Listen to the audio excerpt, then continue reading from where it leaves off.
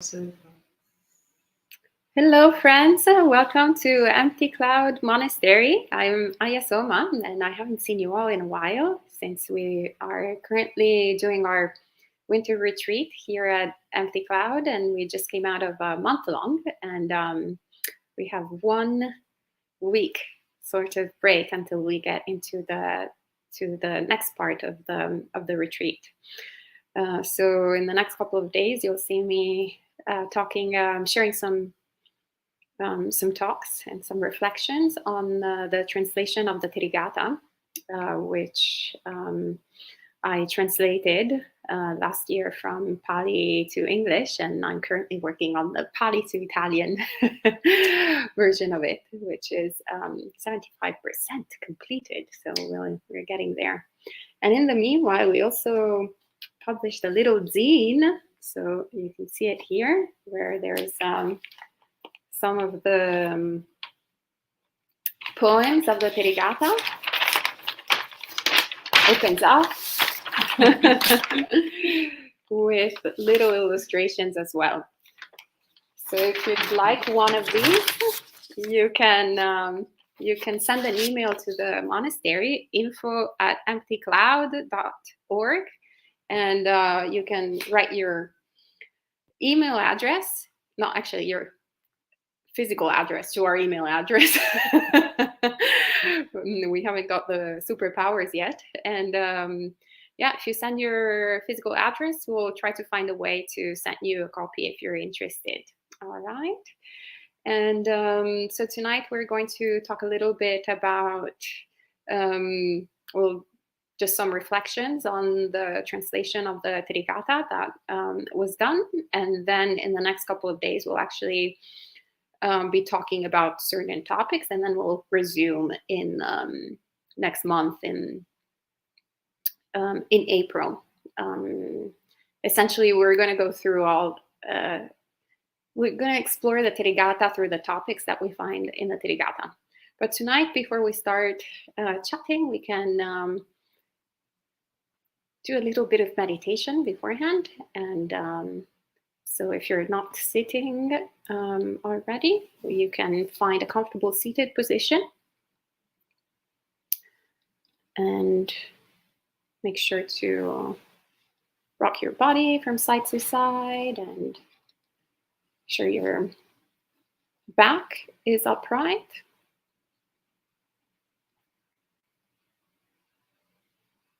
And you can take a few deep breaths.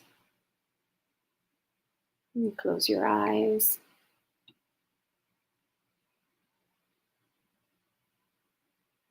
And relax your entire body from the top of the head to the tip of the toes.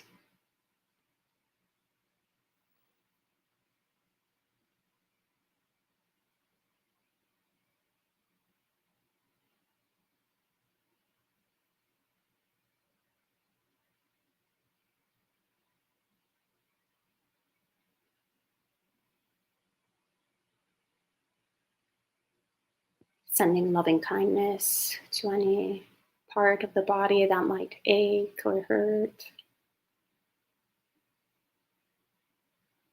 And releasing any tension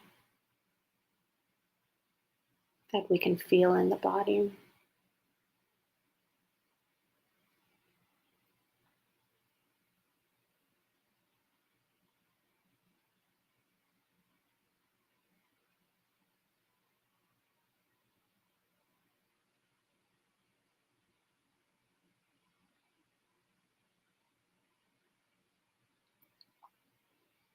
And we can slowly lift our attention to the breath.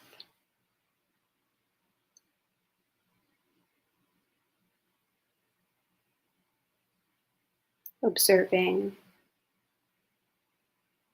the natural in-breath and out-breath.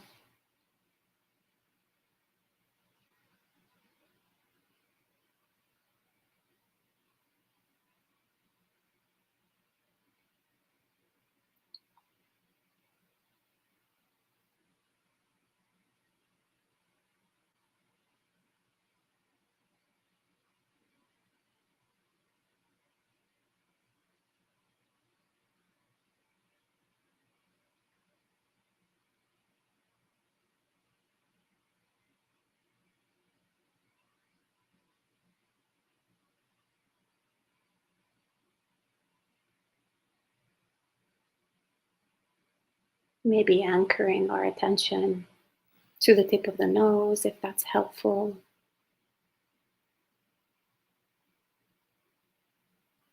Or keeping it more open if that's easier. And without forcing the breath, we just observe it and see it and cultivate mindfulness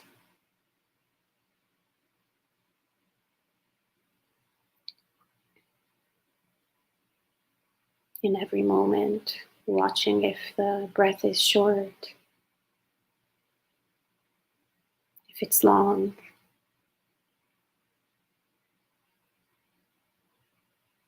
if it's coarse or if it's subtle. It doesn't matter what it's like. What matters is that we're aware of what it's like.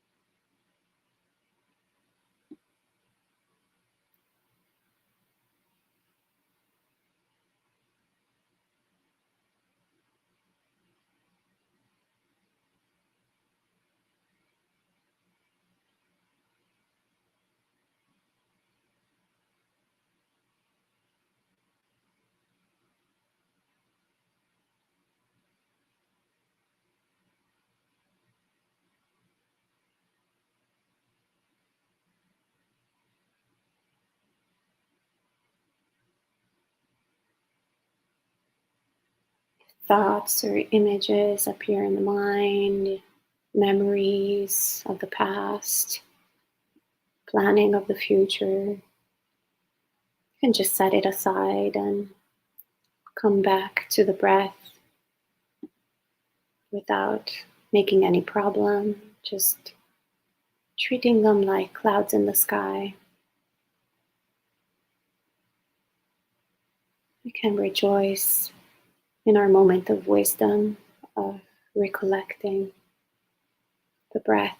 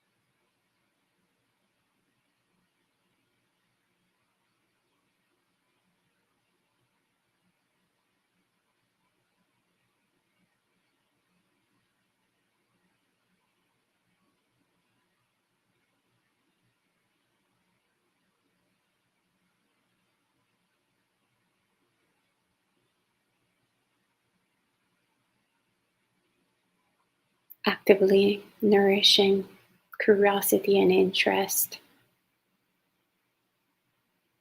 in the process of breathing and the quality of each in-breath and out-breath.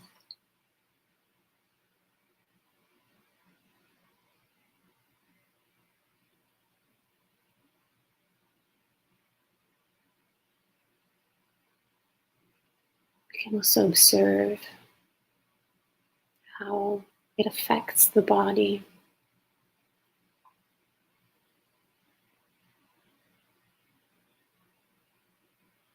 Paying attention to the element of tranquility that we perceive in the body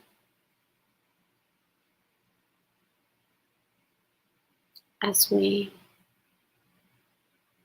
keep observing the breath.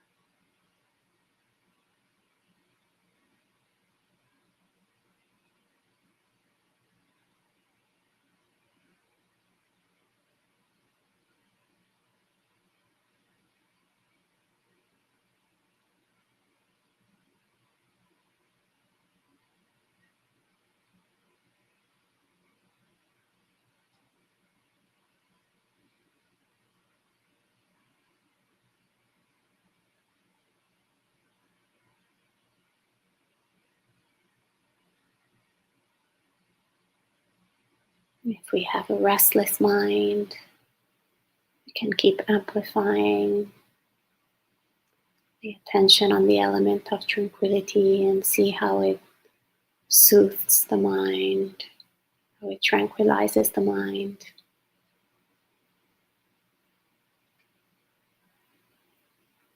As we watch every in-breath and out-breath.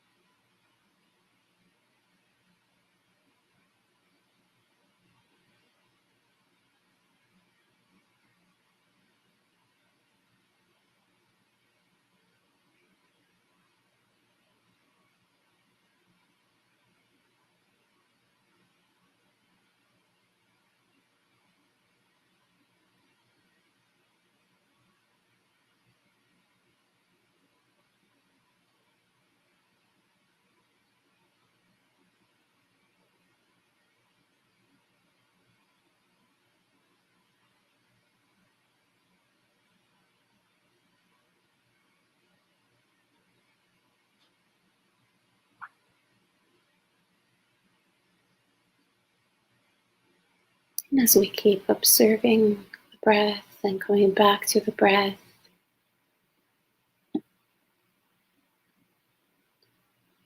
as we cultivate mindfulness of breathing,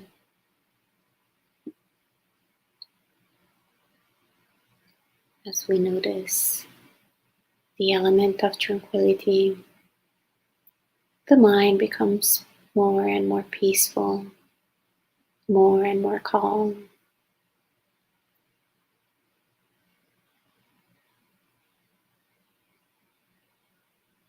And as the mind becomes more calm and more peaceful,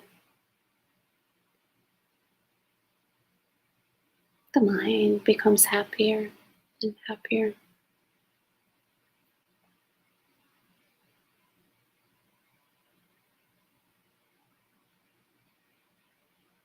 And so we can take the opportunity to recollect how this happiness and peace of mind is always accessible to us if we only put the right conditions in place.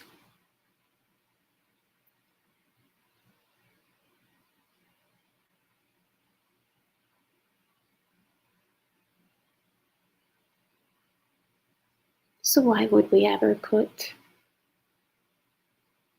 other conditions in place that instead create suffering,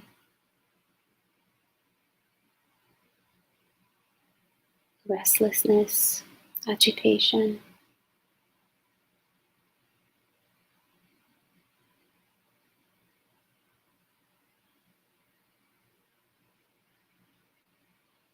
And so we can wish for ourselves to make always good choices, skillful choices that lead to happiness, that lead to good results.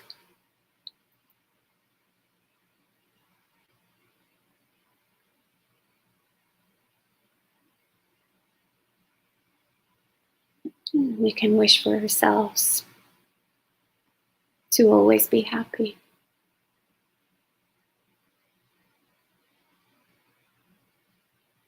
always be healthy, always be peaceful, always be safe.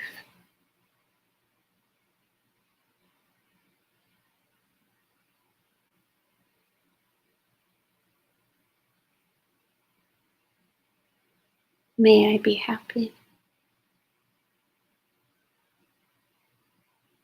May I be healthy. May I be safe.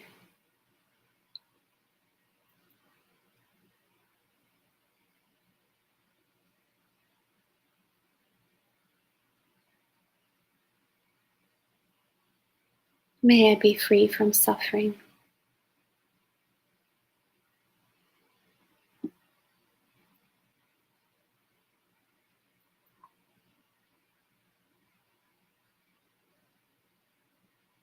May I be free from greed, hatred, and delusion.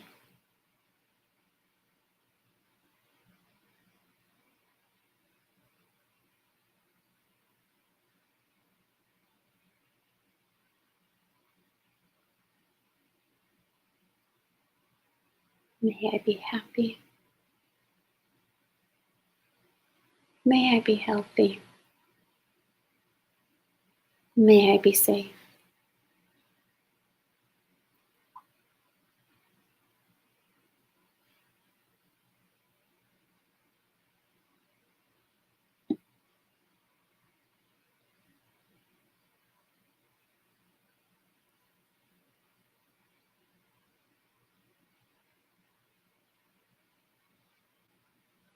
May I cultivate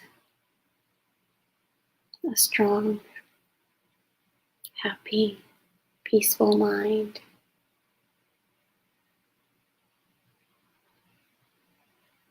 for my benefit and the benefit of others.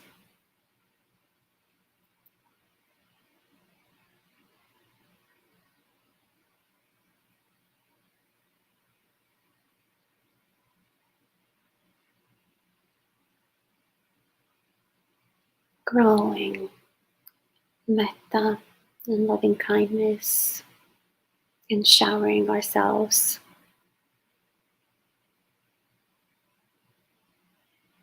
with this pure feeling, pure wish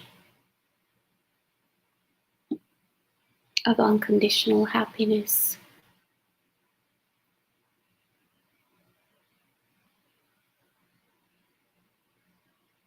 with no more suffering.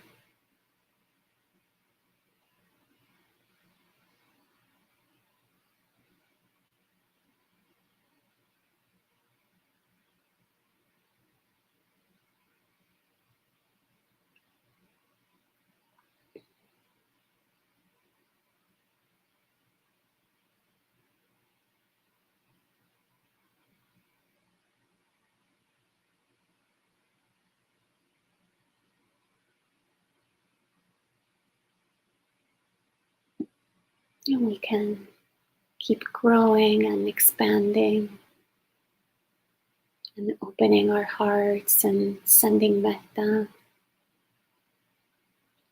to all the people practicing this evening with us,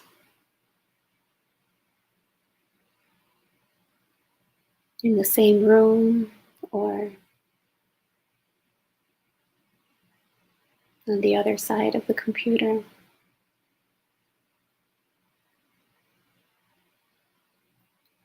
the same town, in the same city, in the same state, in the same nation, or in other nations, in the same continent or in other continents,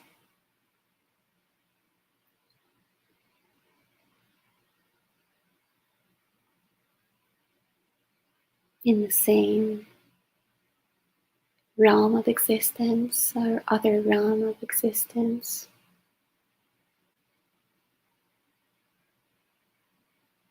Why would we want to exclude anyone?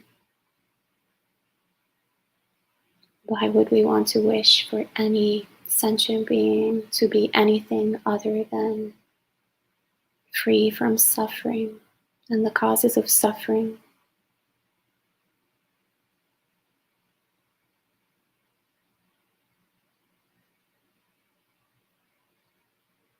May all beings be happy.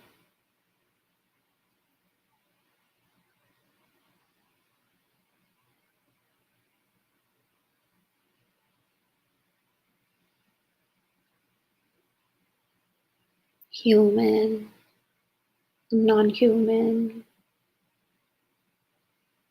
with bodies, and without bodies, in this world and other worlds,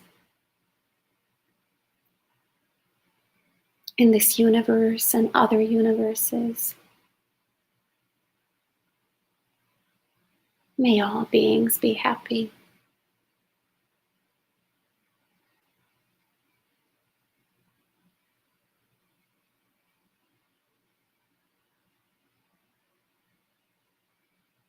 May all beings be healthy.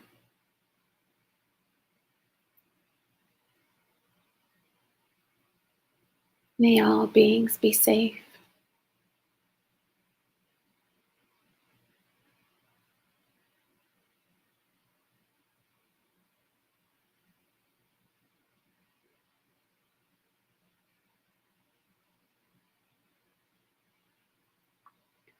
May all beings be free from suffering and the causes of suffering.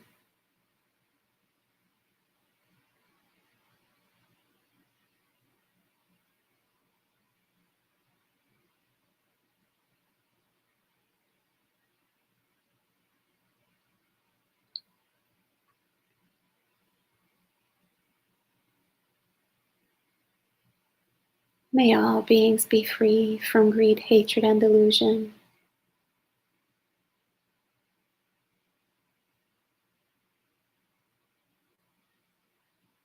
For the sake of themselves and others.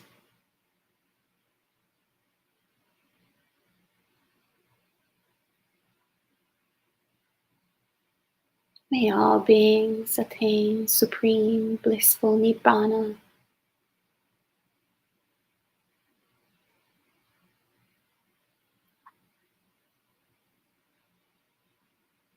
Complete the teachings of the Buddha.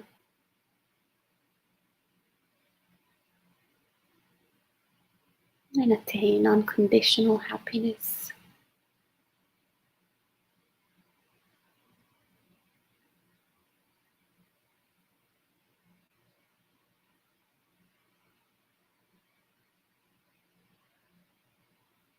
Eliminating birth and death.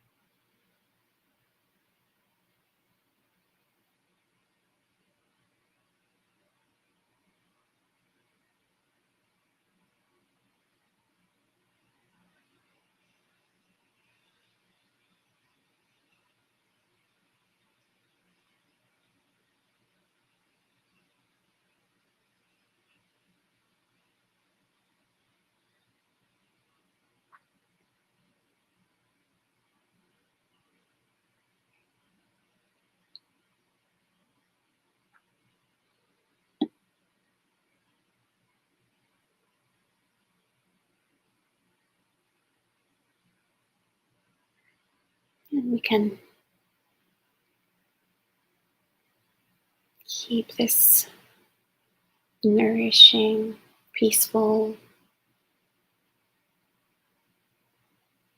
sentiment of metta and loving kindness in our hearts for a few more moments, treasuring it and growing it.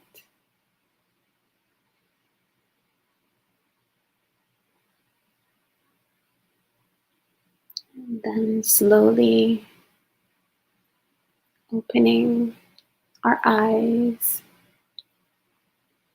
and coming out of meditation practice.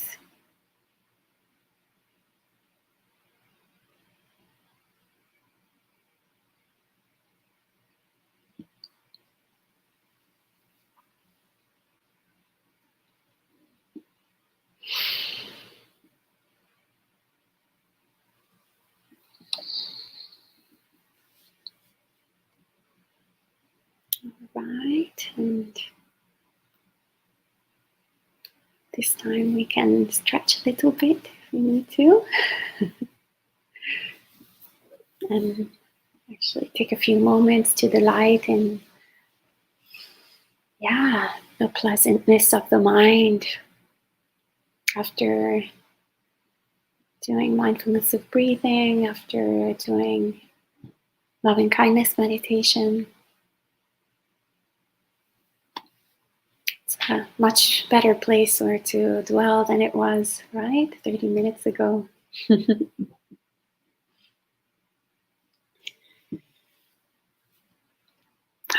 right.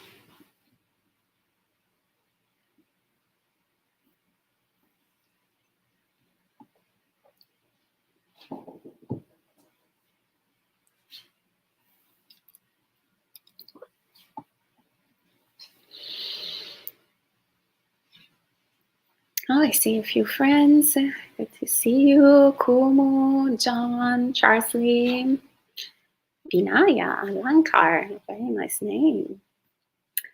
And hello to Faizi. I hope I'm pronouncing your name properly. And Joe, Mary, good to see you.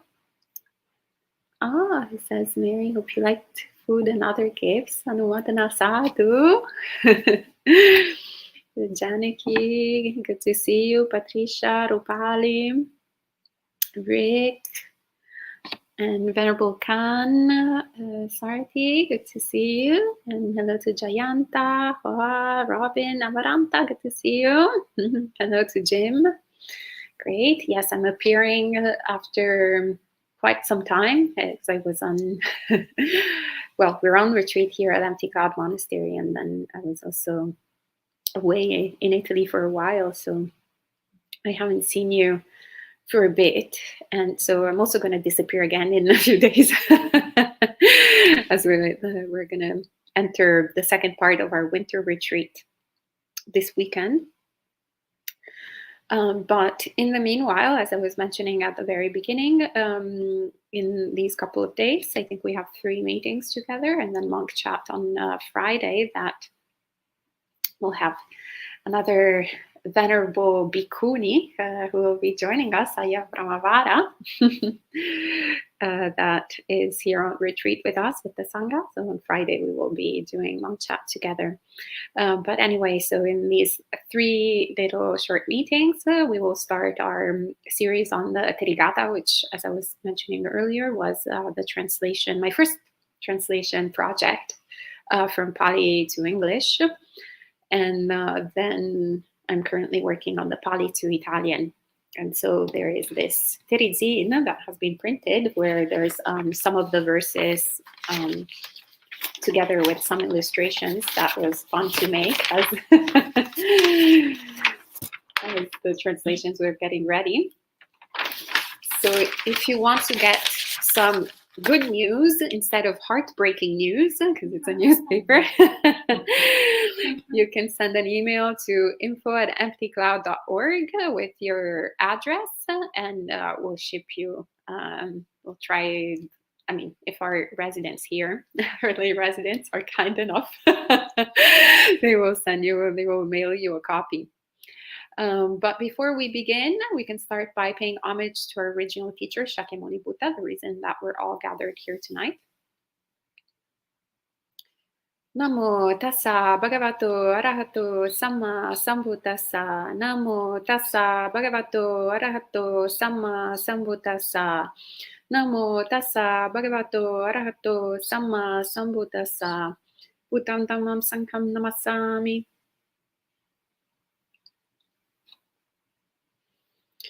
So, as I was mentioning earlier, I've been doing this translation, and the idea is that during these meetings we will, well, tonight we'll give a little bit of an overview of the Therigatha, and then as we go along on Thursday morning and on Friday morning, we'll explore some topics of the Therigatha a little bit more in depth, and then when we will come out of retreat in April, we will explore some other of the topics that are found in the Therigatha. So instead of going poem by poem, we can actually go topic by topic. And the topics, of course, are picked by me. So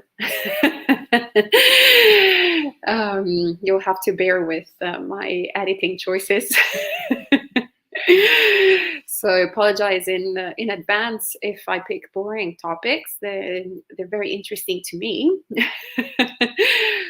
But yeah, just a few words on the type of translation that I've done on the Therigatha. It's a little bit different from the translations that are currently available. And what actually kind of interested me to start this translation project was that I realized that some of the translations that are available, which are really well made, there are lots of different different renderings of the Therigatha available, but I couldn't find one that was not actually based on the commentaries. And there's nothing wrong with basing translations from the commentaries, but the commentaries were obviously written significantly later than the first strata of the Buddhist texts that or relayed, that instead are part of the oral tradition and that are close to the time of the Buddha. So I was kind of interested. Obviously, it's the focus also of Empty Cloud Monastery and the focus of my personal practice of constantly sort of investigating what were the original teachings of the Buddha. And what was the original practice also of the Bhikkhunīs of the time of the Buddha, and how this has evolved throughout the history of Buddhism since it's been 2,500 years, and what has been preserved, what has changed, and how does this affect my practice, as a fully ordained monastic.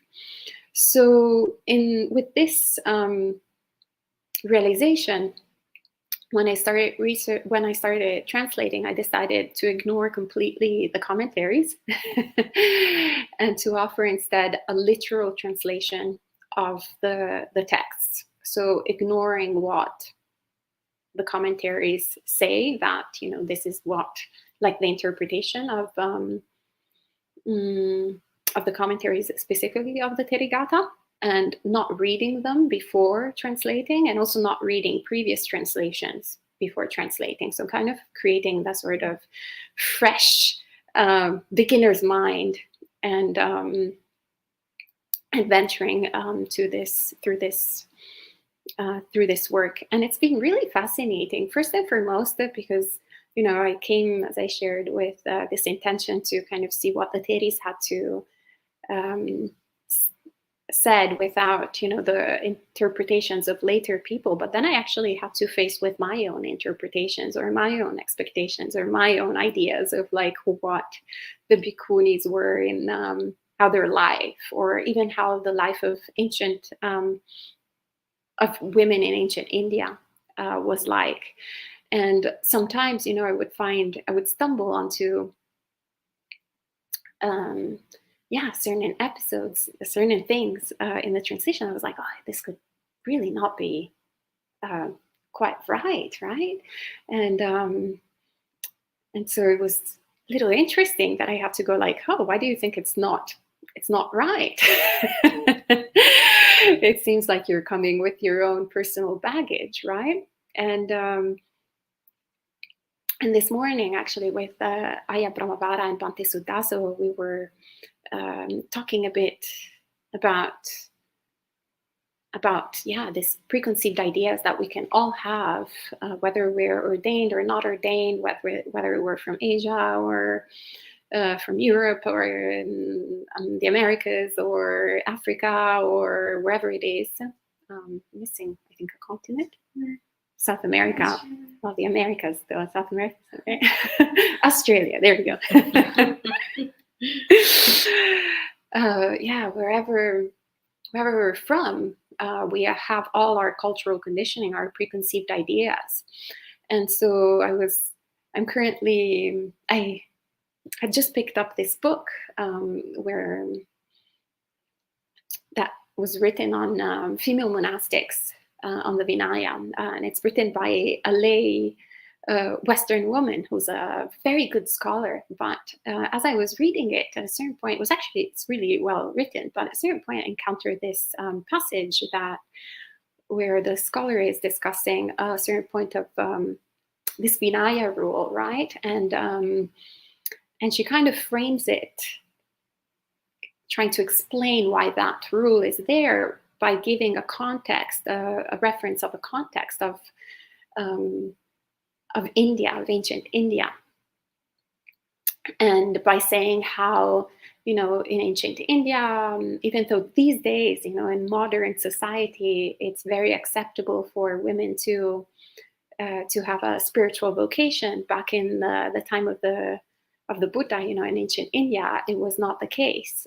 So that people had very strong gender roles, and women, were expected to have a certain kind of more family, more stay-at-home kind of mother, caretaker, wife, like all the sort of stereotypical roles that have been in place, pretty much worldwide for the past thousands of years.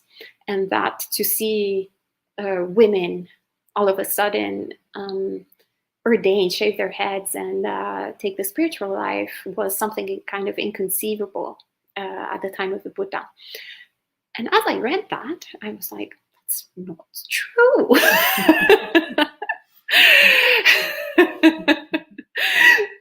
I was like, this is really odd that this scholar is saying this, because actually there is evidence, because I had translated the Therigatha, and I was also quite surprised as I was, as I mentioned, there's I kind of had a similar kind of kind of thing. I was like, oh, this bhikkhuni before, she was actually a spiritual practitioner. Maybe, yeah. Bhatta Kuntala Kesa is very famous. She was a Jain practitioner. So she was spiritual practitioner, actually. I think Jain is probably a later interpretation of it, I think, from the commentaries. But anyway, she was a wanderer. And there were also Nanduttara Bhikkhuni, also from the Therigatha. She also shares how she was already a wanderer and practicing. And then she encounters the teachings of the Buddha, and then she decides to go forth under the Buddha. And with them also other theories, but also we see not only in the Therigatha but throughout the suttas that there are female wanderers appearing here and there of other sects. So it's something, this is just an example, for example, that I think actually it's more in our, it's more a modern thing really than an ancient thing, that we're a little bit not used to perhaps seeing that many women involved within in spiritual roles. Also in the Theravada tradition, we talk a lot about the revival of the Bhikkhuni order. So it's actually more kind of odd these days than it was back then, I feel. But this, as I was mentioning, was all food for thought in terms of like what kind of baggage was a reflection of what kind of baggage do we come to the texts? What kind of ideas and stereotypes do we have? And what are based on what we're reading and what are based on our experience? And so there's lots of different, especially on female practitioners, there's lots of different ideas on how and why women put the ochre robe in Buddhism and go forth. And also, once again, in a lot of scholarly books, it's very much presented as, not in all of them, but in some, and there are quite a lot of them, because I think some of these ideas I also absorbed from that, the idea that it was so infernal, the life back in ancient India for women, that we're like, oh, wow, great. Now I can enter this order and escape, all the domestic duties and be independent from these patriarchal men that are oppressing me. How great, how wonderful. I'll take that. Or, different stereotypes of perhaps actually women who had lost their husbands, had lost their kind of financial security and didn't really know how to live within society. And so they're like, okay, that's great. That's a form of livelihood. So I'll enter that. And, today, actually, there's also a lot of these stereotypes, both in Asia for monastics in general, and also in the West. Not necessarily, for Buddhism probably as well, but also in the Catholic tradition where we have nuns. It was very interesting. I was born and bred in Italy, but that's exactly what my parents said when I decided to ordain. They were like, you're still young and you're not ugly. Why are you doing that? And I'm like, yeah, exactly. I don't care about the ugly part, but I was like, exactly, because I'm still young and I found these teachings. I'd better get to it as soon as possible, so I can attain awakening. Remember also this other, actually, a man from Asia, from Cambodia. At some point, he asked me, "Why did you ordain? It's like not even your religion." And I guess he was very surprised to see me in robes, knowing that it's a little bit difficult for women sometimes. So he was very perplexed. But in that moment, I didn't really understand his perplexity because I didn't, had the time to reflect, as I'm sharing it with you. So I was perplexed that he was asking me this question, because I was like, for Nibbana, of course. What kind of question is that? I want to attain awakening as soon as possible. But there are so many different, the most asked question to any spiritual practitioner, whether they're a man or a woman or a trans person or anything in between, is why did you decide to go forth? And in the Therigatha, there are some of the examples actually that we just mentioned, the sort of more cliche parts that are very much highlighted in a lot of books. So there's the verses of the Elder Mutta and the Elder Sumangala's mother that are poems where they describe their kind of unhappy marriage and how they're quite happy that they don't have to deal with the crooked husband, as the deceitful husband, and they don't have to deal with their domestic chores anymore, and they're kind of like, yeah, that's great, I'm completely free, I don't have to deal with this, and I'm completely free of these chores of the domestic life, but I'm also free, like ultimately free, because these are actually enlightened women. So not only have they gone forth, but they also actually have attained full realization. So they talk about their past kind of worldly life, and they're like, yeah, that was dukkha and I'm out of it. And not only have I escaped the worldly dukkha of samsara, but I actually transcended it altogether. So now I have this unconditional suffering, unconditional happiness, not suffering. The unconditional suffering, we're really good at doing it every day without the teachings of the Buddha. But with the teachings of the Buddha, we can attain unconditional happiness. And so that's what they are sharing, and they are really happy. And then there's, of course, the story also of Chanda, who was destitute and actually a beggar on the streets, and she had lost everything, and all of this, she didn't know really how to get by. And then she sees this bhikkhuni, who is Patachara bhikkhuni, famous Patachara bhikkhuni, and she's like, oh, there's something to it. And actually, Ayya Patachara decides to take her under her wing, and she ordains under her and enters that. So these are kind of more cliche stories, as well as cliche stories, they're not cliche in the sense of how it ends, but it's cliche and how perhaps it starts, maybe that kind of sort of background. And also obviously the really sad situations of death and grief that some of the Theris had gone through.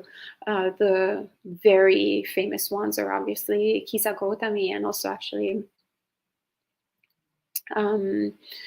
Vasetti Theri.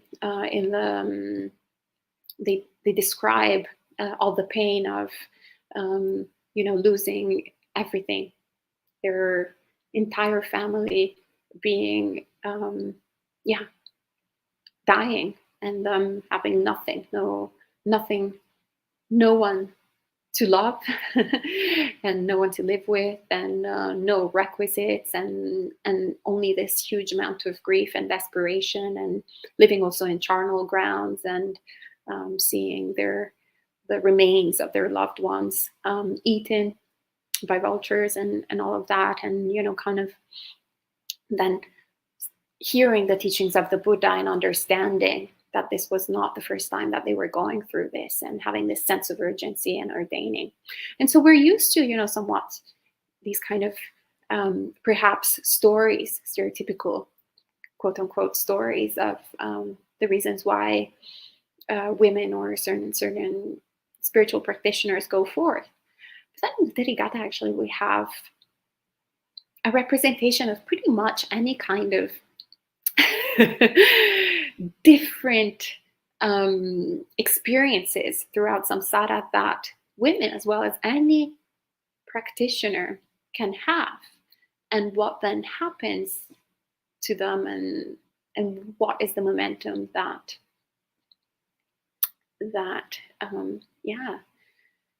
makes sense when they hear the Dhamma, and they're like, yeah, I want to go forth. So we have actually, it's all over the map, throughout the spectrum, no different than all like my sisters, in the Dhamma, all the bhikkhunīs that I know, they all have different stories. And some were having also like a pretty great time in samsara. Right? It wasn't necessarily all that grim. We have quite a few Greek types. I used to be a Greek type, actually. When I first encountered Buddhism, I was like, yeah, there's suffering, but also there's like a lot of great things.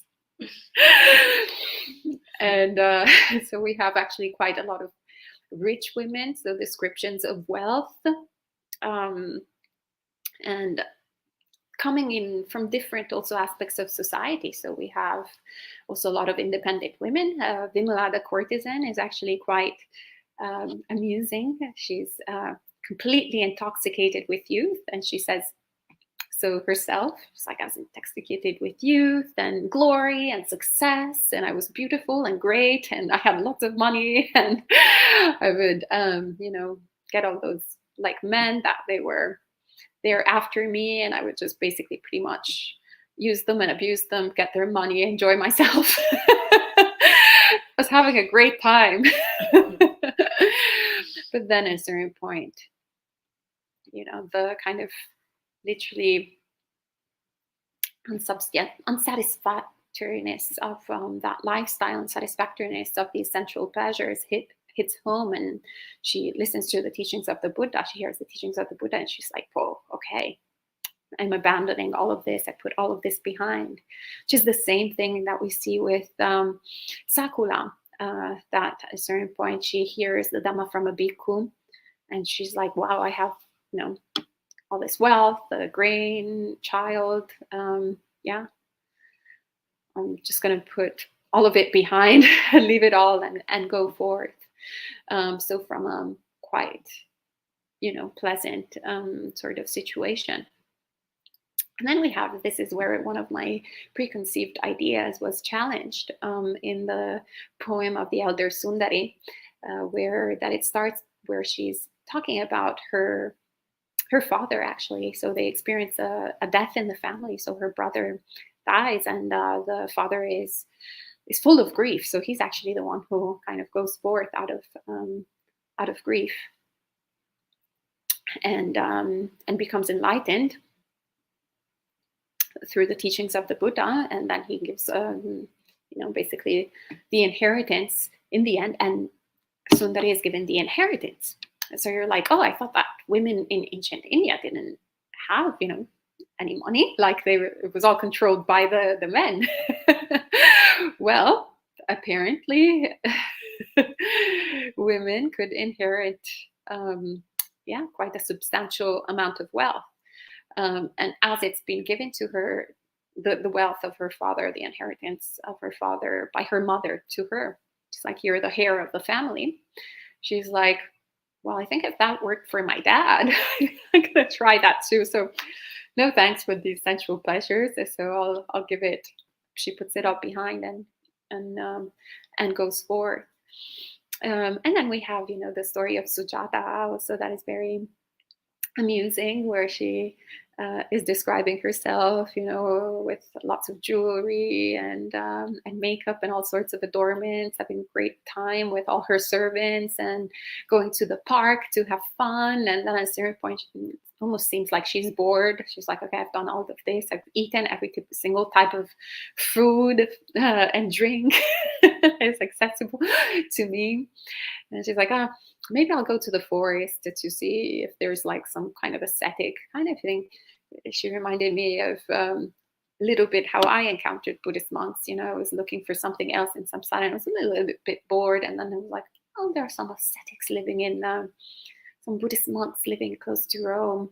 Oh, how about I'll just go there for fun and see what that's like, since, I'm a little bit bored with the samsara. And then she goes, and the Buddha is there in the forest, and she listens to the teachings, and she's like, wow, this is pretty great. and starts practicing, and that's how her, some Vega kicks in. And then we have all these other stories of also Anupama being the daughter of one of the wealthiest men of the town, and so she's pretty rich and apparently really beautiful and stunning. And so she had all these like really good looking men and really wealthy men coming after her, and like, oh, I would like to marry you, I would like to marry you, princes, merchants. And she's like, yeah, I don't know. Too much choice. And she's like, okay, choice is not happiness. I think I'll just leave all of this behind and go forth.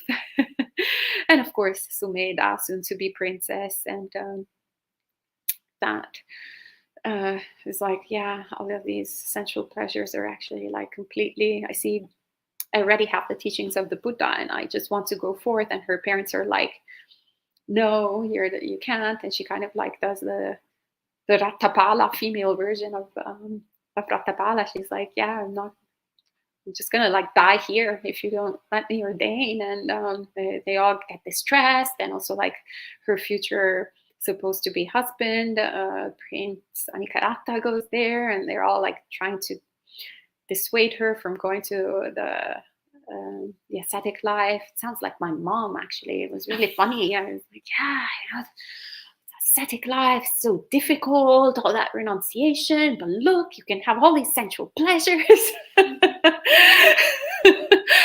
Come on, just enjoy sensual pleasures and make merit. You can still practice your Buddhism if you want. You don't have to do all these extreme things. It's really hard to do, painful. And she's like, no, actually. So then she kind of convinces her soon-to-be prince, who's like, yeah, you're right. So she gives him a Dhamma talk, and he likes, I want to go take refuge with you. And she's like, no, don't take refuge with me. You should take refuge with the Buddha. You take refuge in the Buddha and the Dhamma and the Sangha. So it's really beautiful, how there's this kind of twist where they're like, as they are going forth, they're also teaching and rooting people in the Dhamma. Obviously, these are really special women. The incredible karma of being born when there's a Sammasambuddha alive is infinite. It's incredible. And so, yeah, you see, you're like, okay, well, I thought that, all these women were oppressed in India, but some of these theories seem actually pretty confident, pretty all right. Like they weren't struggling too much in samsara. And then obviously there's different, stories also of the practice while they're already ordained. A lot of the stories of the Theris are a little bit, make you feel a little bit bad if you're like still struggling to attain awakening, because they're all like fully like great already, especially in the Bhikkhuni Samyutta. So and which some of them have the parallels in the Therigatha, so the poems where Mara usually comes and tempts the Bhikkhunis as they are meditating in the forest. And these are actually the form in which they're told. They're exactly the same as when the Buddha is tempted by Mara, as he's already awakened. So there is exactly kind of the same sort of format. And it's pretty amusing because, they're there meditating in the forest, and then Mara appears and starts trying to insinuate some doubt and all the different hindrances in the minds of the Theris, just like he does with the Buddha. And the Theris, being arhats, they're kind of like immediately, who's this? Oh, it's Mara, the evil one. All right, talk to my hand, Mara. I see you. So of course there's Soma, the elder where I get my name from, that remotely says, yeah, Mara goes there, and he's like, what are you doing there as a woman, trying to do what is so difficult even for the great sages to attain enlightenment, and you're a woman with that little wisdom that women have. And she's like, what? Like, what does womanhood have anything to do at all with when the mind is concentrated well and sees right into Dhamma? And in the Samyutta Nikaya, the parallel, she also like says, one who thinks I'm a woman, I'm a man, or anything at all is fit for Mara to address. So in that moment, Mara's like, yeah, she sees me, she's fully awakened, and disappears right there. And so we see that then Mara actually showing up with Uppalavanna. That's also, there's a parallel with the Bhikkhuni Samyutta and the Therigatha, and appearing as this really attractive man and going like, hey, you're like young and beautiful. I'm pretty like cool and young and beautiful too. Like, how about there's also catcalling, in the Pali Canon. Catcalling seems to be being favorite activity of the male gender for quite some time. Never goes out of style. So he appears there and he's like, come on, you're in your youth, you have time to practice. But you come here and instead enjoy sensual pleasures with me. And she's like, I see you. Talk to my hand. Also, when it's not technically referred to Mara, but it can be as Mara. So there's with the Suba, Bhikkhuni Suba, there's a rogue that stops her as she's in the forest and pretty much kind of threatens her with a sort of rape.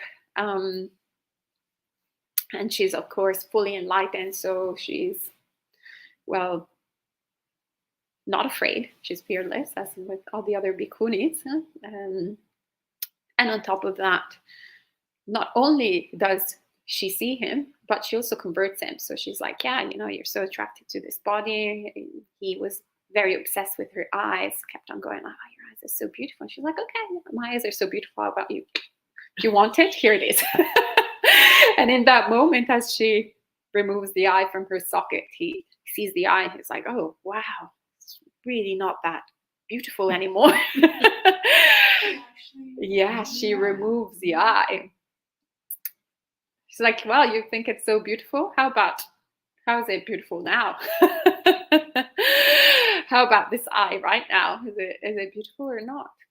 And we'll see it actually. We'll explore all of these things as we go in our series. But yeah, in the end, he really takes this teaching and pays respects and apologizes. And so we see how this is an incredible teaching for the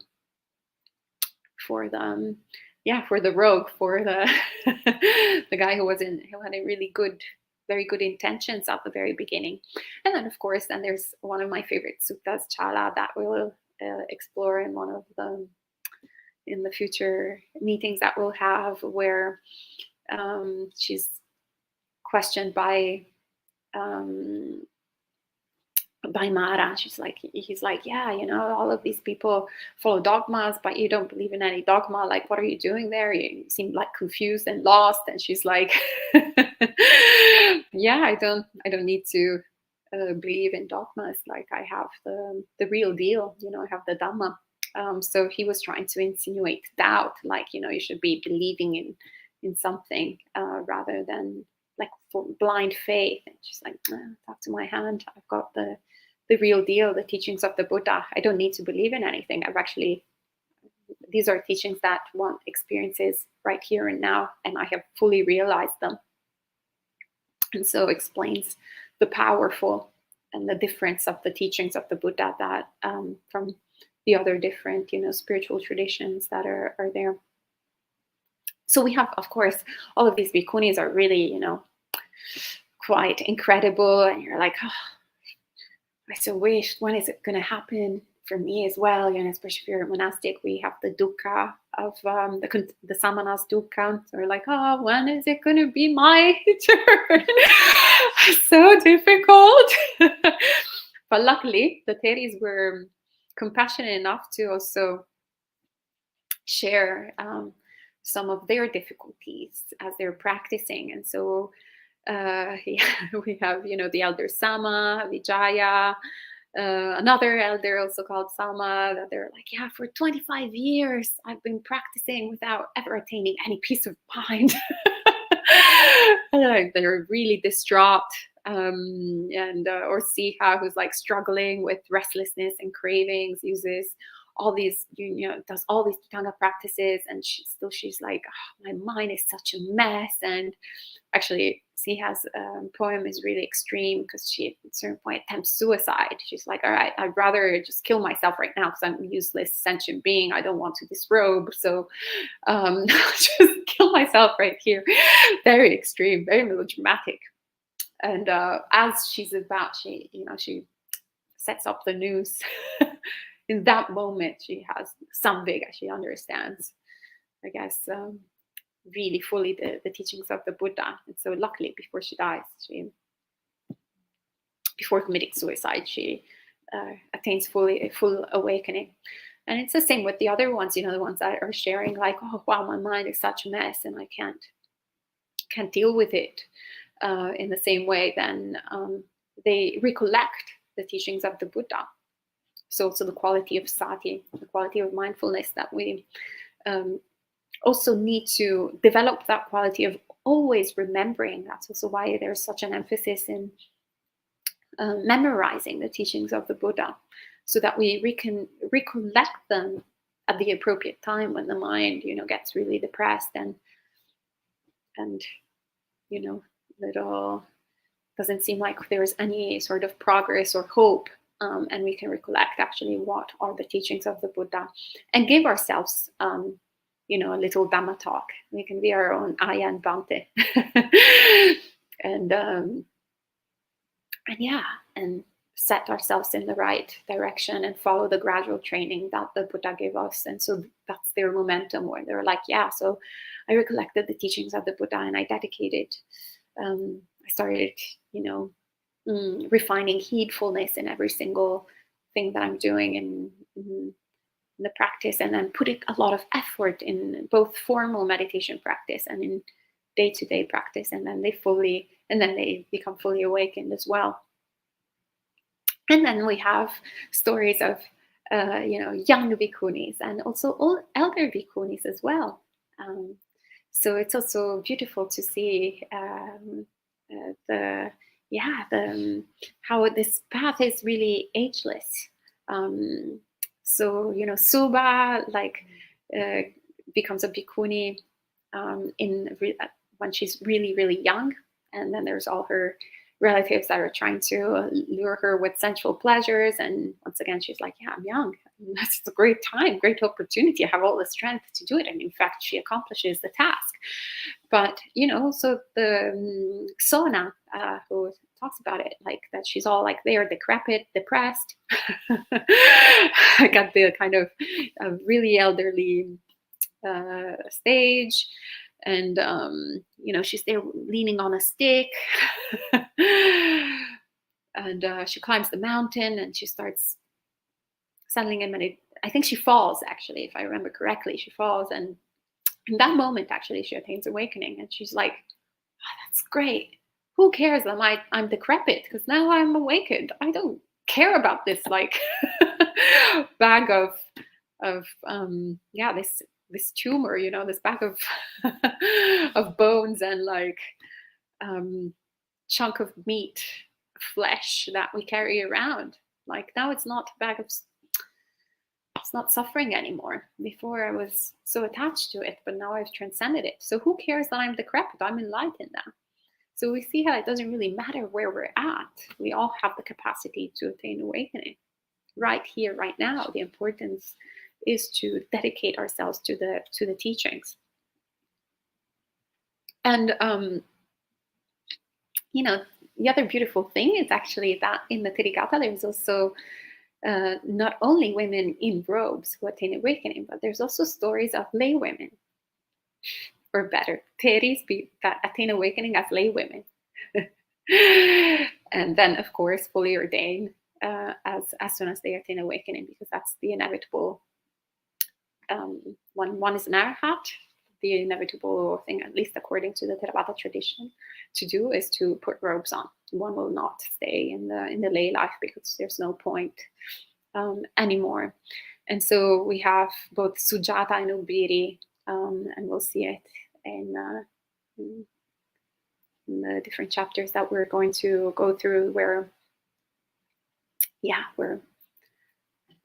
they attain awakening as lay women, practicing this path. So really, it doesn't matter too much the form in which we're practicing, but it matters our conviction in the teachings. And in the Majjhima Nikaya, the Buddha says that if it only takes robes on to attain awakening, then we would put, as soon as children would be born, they would wrap them with the ochre robe and and then we'd have all enlightened beings. So obviously the robe is not what magically makes enlightened beings, but obviously this form is very useful for the attainment of awakening, but there has to be also the conditions for it to be a good match for the practitioner. And that, is a very individual choice. We as individuals are the only ones who know whether it's more suitable for us to practice in the lay form or in the monastic form. And it's not a competition. It's actually, the Buddha designed it so skillfully so that each form is in symbiosis with the other.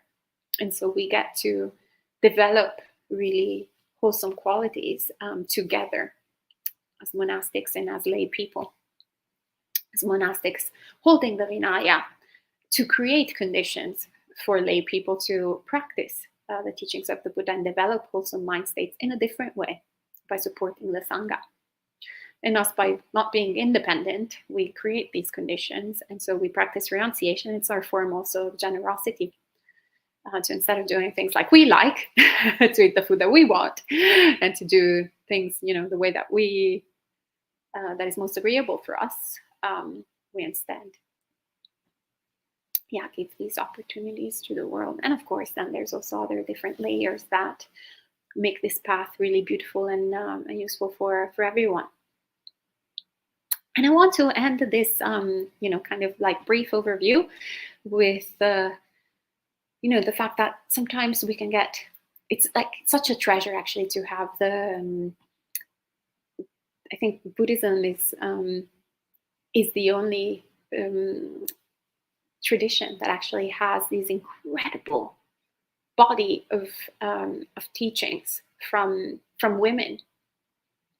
And sometimes we can actually get discouraged because we can go like, oh, but there are all these, like, the majority of the canon, seems to be talking about male practitioners, and there's so little about females, but actually it's the most that any single religion and non-religion, actually, any type of discipline has.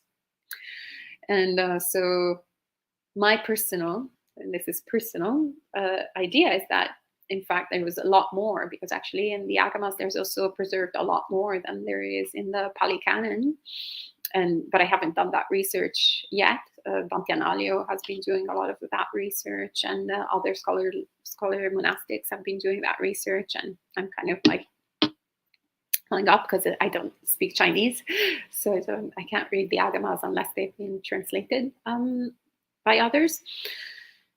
And these days there's only partial translations of the entire canon.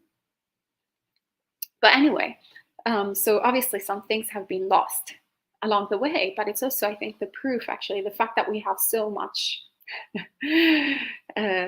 available, like the Therigatha and whatnot, and all the different suttas in the rest of the Pali Canon, is because it's actually the evidence of enlightened beings, that despite 3,000 years of patriarchy, they have preserved these teachings of awakening of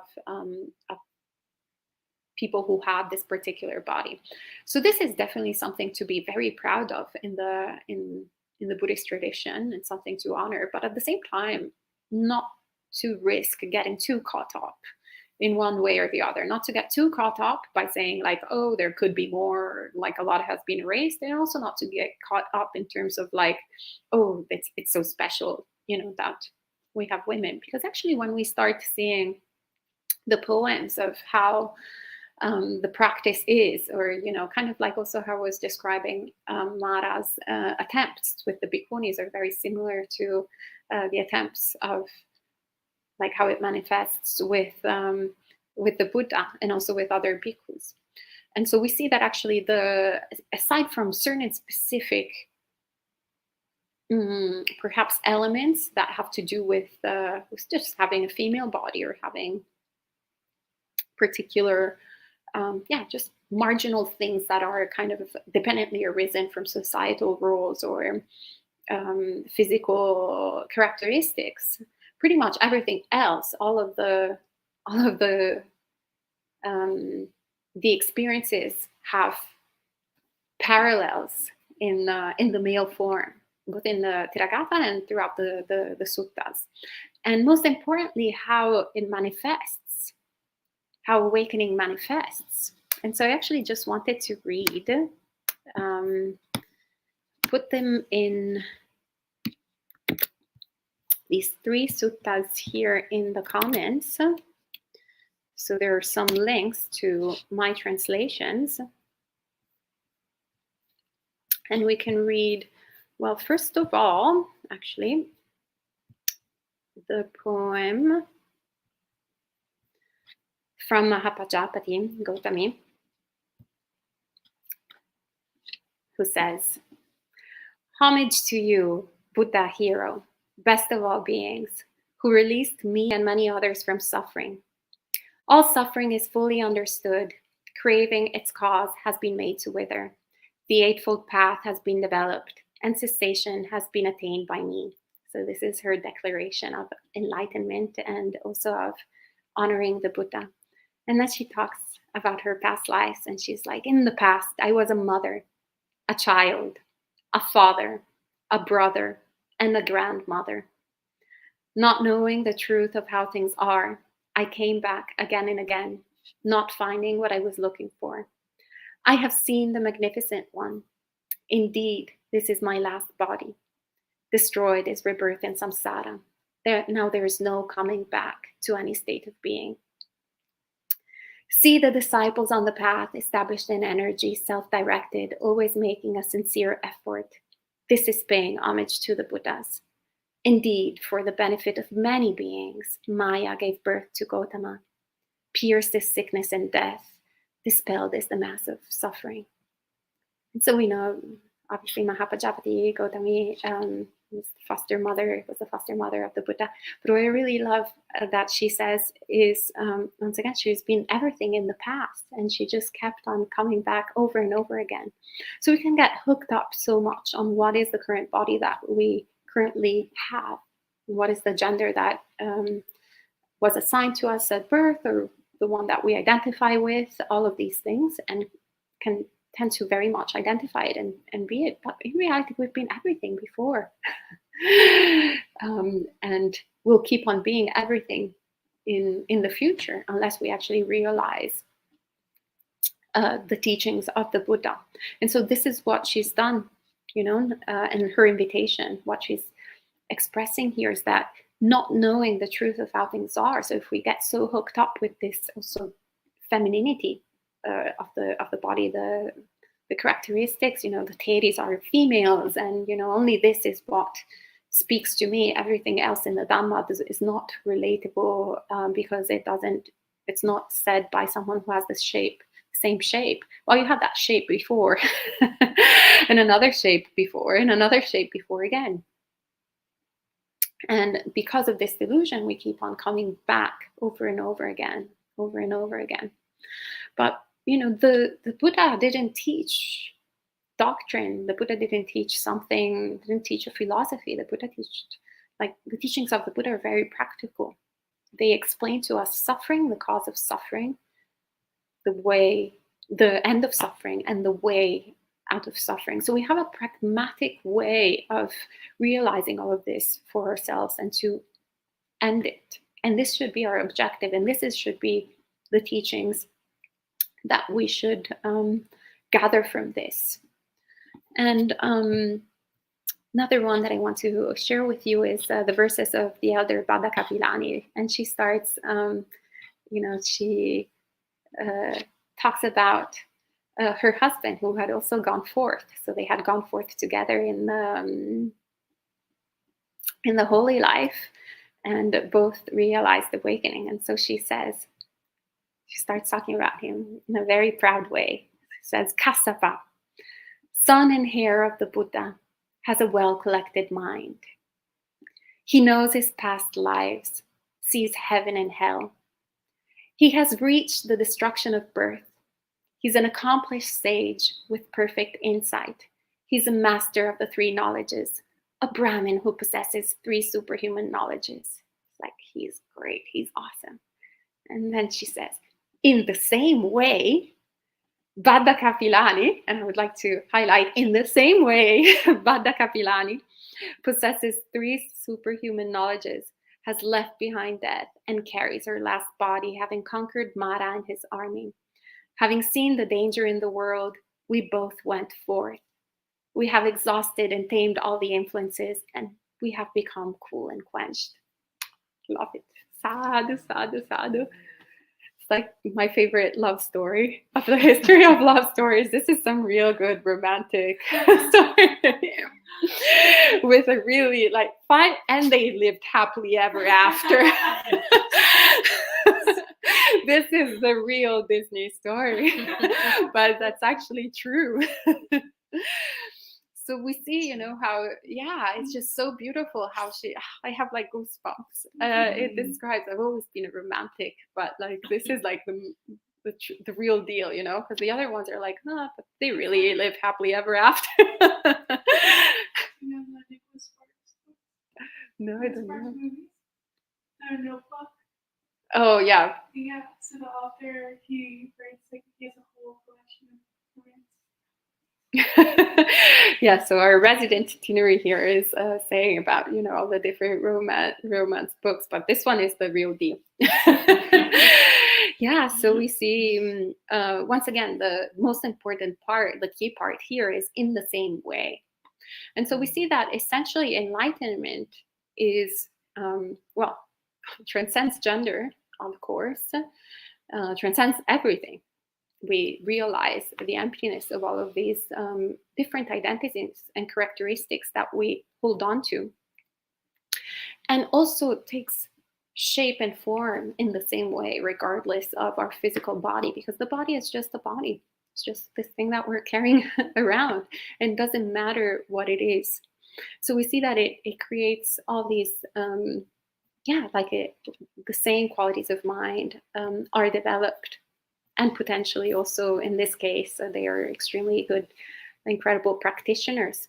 So they've also developed superpowers. They've developed, actually, they both attain awakening in the same way that the Buddha has attained awakening. So with the different 3 stages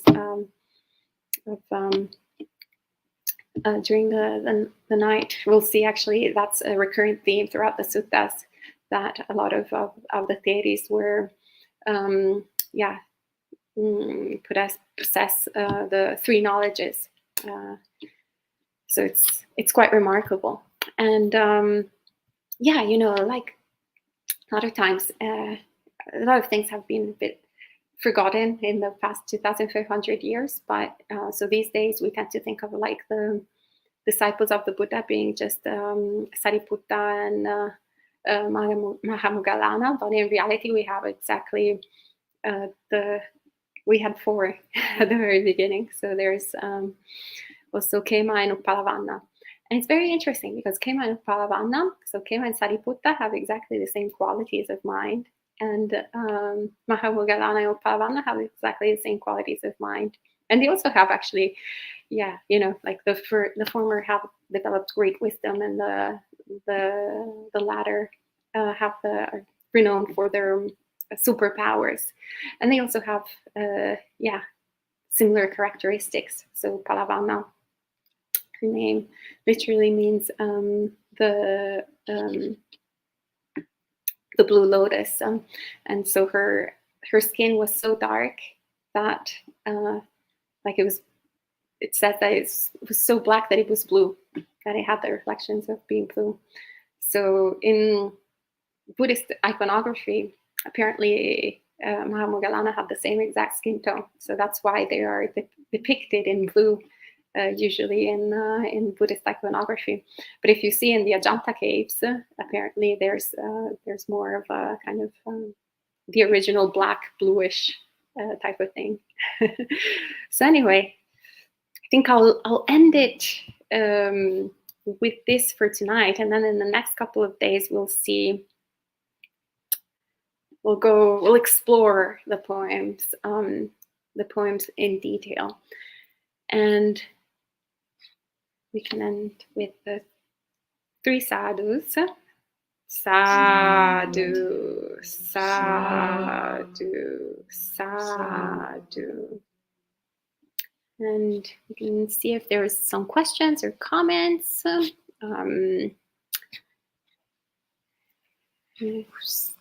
to see you, Geeta. Hello, Sarat, Malika. And Janaki says, Dear Ayya, could I please have an electronic copy of the translation of the Therigathas? Shipping to New Zealand will cost? Yes, absolutely. It's actually all on Sutta Central. So like the links that I sent there, there's my translation, and there's also like the translation of Bhante Sujato. And I think there's also another translation of some of the poems, I think from Elder Bhikkhunīs, who translated part of it. And then it's also on my website, ayyasoma.com/Theri. It's this one. You can read the full Therigatha. And yeah, friend here says the Four Noble Truths comprises the essence of the Buddha's teachings. That's definitely true. And Hassan asks, Venerable Soma, which sutta deeply resonated with you? Well, actually, my favorite sutta was the Soma Sutta, but from the Bhikkhunīs Samyutta back in the day, because I read the Bhikkhunīs Samyutta before I read the Therigatha back in the day. So it's still my favorite sutta, like in the Therigatha as well, my favorite poem.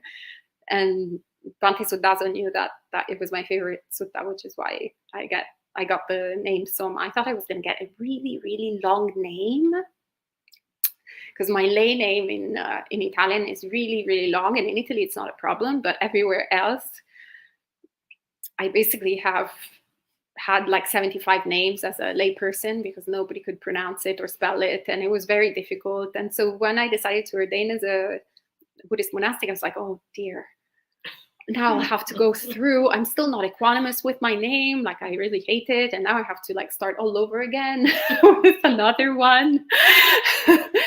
So whenever I would encounter really long names that I didn't like, I was imagining that was the name that I was going to be given. So I could create some equanimity towards it. And instead I got Soma, which is like basically my dream as a lay person, like to have a short name that everybody knows how to pronounce and write and spell. I got it as a monastic. So very grateful to Bhante Sudaso. I know also obviously like I love as I said, that's my favorite poem. And I also love Bhadda Kapilani's poem. It's really great. Subha's poem. Actually, yeah, I love a lot of them. Almost all of them. And then, I don't know. Kumasa's favorite love story. That's a good one. Yes, it's a really good one. We need more good love stories in the world, right? I think couples should ordain and attain awakening together and then say how awesome they are, instead of like usually like, you know, people say how awesome they are at the beginning of the relationship and then how awful they are at the end. Instead, in Buddhism, we have the opposite. Like, oh, this is pretty great. All right. So it doesn't seem like we have any questions so far. Any comments here? It's good. You mentioned the Sujata, who's got a poem, who ordained as who wrote as a laywoman her poem. Is she the same Sujata who offered the rice to the Buddha, the rice milk? I don't know, because those are like part of the commentaries. So because I actually avoided, like, I think I had kind of read some of the commentaries or the stories back in the day. But what I don't like about the commentaries is that, for example, the practitioners are always, apparently they've never been anything else like in their past lives except for female. And it's the same for the male practitioners. They're always been male, like, you know, they were born at the time of the Buddha and they were always doing something in the male form, and then now they're male practitioner. So it's kind of like the opposite of the poem of Mahapajapati that I just read, where she instead says, I've been everything in the past. There's also a lot of, there's also sometimes some things that are actually quite harmful or stereotypical about gender roles, and they're clearly later creations. There's also different commentaries. So sometimes they will have opposite stories. So that then goes to be, you know, this is both for the Therigatha as well as, you know, like the story of Dhammadina, the Sutta of Dhammadina, where she, in the suttas, in the Majjhima Nikaya, where she gives the teachings to Visakha, as commentaries went on, you know, in the Majjhima Nikaya, she's quite great. She's the foremost disciple in giving Dhamma talks. And the Buddha, you know, says how he would have not given that teaching in a different way from how Dhammadina had said it. But in the commentaries, and some at the very beginning, it was like kind of okay with, just gives a little bit more context on, apparently Visakha was her husband, but then they also start saying that, if I remember correctly, that Visakha like actually grounded her in Dhamma. So like Visakha had convinced her to ordain. So the husband being more, you know, in a position of superiority to the wife. And then actually a later commentary that says that the reason why Dhammadina Bhikkhuni was able to give that teaching to begin with was that the Buddha, with his psychic powers, shared the Dhamma to her, and so she was able to give the Dhamma talk. But it wasn't her own doing. It was basically the Buddha that used her as a, I guess, like a kind of doll to impersonate his thing. So I just find them not really reliable, because you don't see the same kind of commentaries for the bhikkhus. And then there's also other things that are just, they contradict the texts. And so, yeah, in Isidasi, for example, there is there's these talks of the rebirths that have created, like she talks about basically essentially the bad karma that she had made in previous lives as a man, and then talks as different rebirths. And then there's a classic passage there, which in one of the bad rebirths that is mentioned, it has been, the commentaries say that she was born intersex. And so usually that's consistent in every translation of the Therigatha based on the commentaries. And that has created a lot of harmful stereotypes for people who are born intersex, with the stereotype that it's bad karma. But actually, when you see the texts, so in the translation is actually that she was born as a man. And there's the different, like the word that has been translated as neither is a man or a woman, instead is from someone who's like, she was born in a family that didn't have much, basically on the streets, so like without any honor. So it's as a man without any honor. Anyway, we'll go through that when we get there, with the particular wording of the Pali. But anyway, so that's why I'm saying it can be very dangerous and harmful to take that without any investigation, because it can lead to the oppression and stereotypes of lots of different people that sometimes are women or sometimes are LGBTQIA+, and that's not the teachings of the Buddha. That's, for example, only there's that interpretation. And Tina, you have something. Intersex. So essentially the genitalia that we have when we are born, there is, usually we tend to think that there's only female genitalia or male genitalia, but that's the prevalent, but there's also in between. So one can be born with genitalia that has elements that are both female and male. Yeah. And so that passage also is interpreted either as a man or not a woman, not a man, to say that, but it's clearly like something.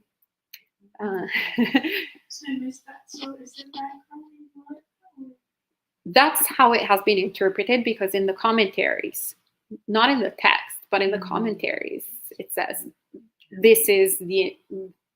there is this mysterious word that is only present twice in the Pali Canon, and the commentary says that it means woman, but in reality, that word, which is present both in the Bhikkhuni Vinaya and in this poem, I really like, by doing a lot of study and of all the different possible iterations, actually is a compound. And the compound is, if I remember correctly, honorable. So honorable, I think it's honorable woman, that is the compound or something like that. Don't remember, because I don't have the poem in front of me in this particular moment, but if I bring it up, I can show you. So the reason why translators haven't done the work that also Bhante Sutta so obviously has edited the Therigatha with me. The majority of translators, at least, I couldn't find afterwards when I checked an edition that kind of did the research on this word, was because in the commentaries there was that idea. But the commentaries are significantly, they're centuries later. So with a different understanding of society, a lot of different preconceived ideas of the texts and the abilities. You also see, for example, Palavana that starts losing superpowers as time goes by. So in the text, she's described exactly as the female equivalent of Mahamogalana, but as time went by, people had a particular idea of women, and so they were like, this is weird that this bhikkhuni was so exceptional, and just like Mahamogalana, clearly there must have been a mistake in the original text. So they start creating commentaries of how she was actually not really that that powerful. And actually, I think there's a version where she doesn't even have superpowers anymore. So that's why it's a slippery slope if one takes, in my opinion, those texts. They don't have the same flavor of Dhamma as the other texts. I'm sure they also have very good things, but I didn't do it. I didn't invest that much time into it. I think Venerable Yanni, on the other hand, has done a lot of research on the commentaries and on all the different stories of the Bhikkhunīs. So if you're interested in that, then she's done a series that is also on our channel of all the Theris of the past, where she will highlight all of that. But I did it on purpose. I excluded all of that, and I won't look into it in detail until I finish the Italian version because I want my mind to be uninfluenced by the commentaries on purpose. Can I ask you, would you recommend for people to do the same thing, to go to the Pali and get a dictionary and like have a go at just a verse here and there, to do what you're doing, to go right to the source and just explore? Yeah, I mean, meaning.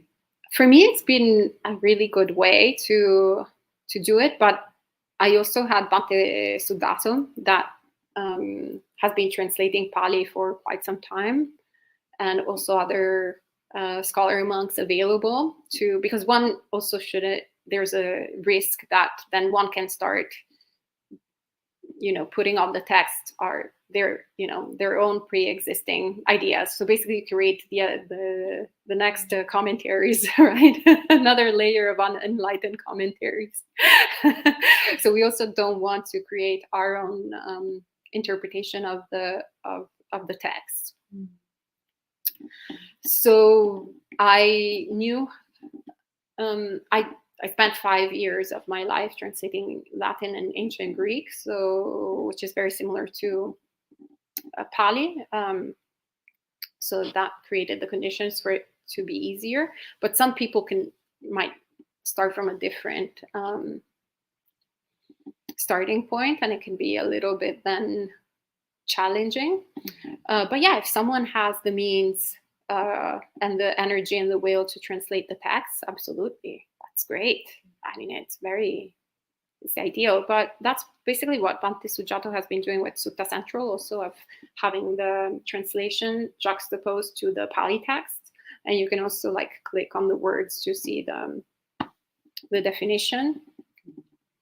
So you can, without becoming a master of translation, you can kind of have a bit of a sense and do that, and then asks monastics also about why they rendered one thing in a particular way or the other. So I'm not saying in any shape or form, I'm not claiming that my translation is the only good one or the other ones are rubbish, but rather it was just an attempt to share something that was a little bit different and a little bit more literal.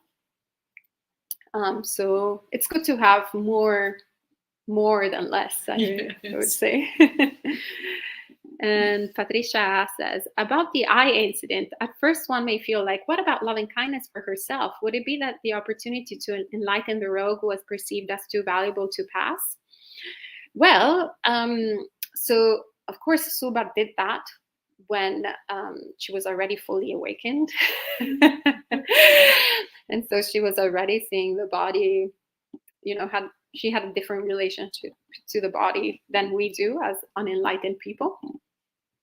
So she already had fully developed loving kindness for all sentient beings, and didn't have to have any loving kindness for herself because she already transcended the self. She had gone over herself. So yeah, as an enlightened being, obviously fully realized and an amazing teacher, that was the appropriate response. But she also was fully realized in terms of superpower. So afterwards, actually, when she meets the Buddha, her eyes is fully restored. I think probably because it was useful, I think, for sharing the teachings with others afterwards. Instead of constantly, true. She just removed it with her hand. Superpowers. So those are side effects with like deep meditation. You can get superpowers. So it's not the end goal of spiritual practice, but it's a nice side effect if you put the effort into it. All right. So I think that's all for tonight. We actually went extremely over time. We could end with the 3 sadhus. Sadhu, sadhu, sadhu. So we'll meet again tomorrow at 8 a.m. Looking forward to seeing you all. May you be well and happy, and may all good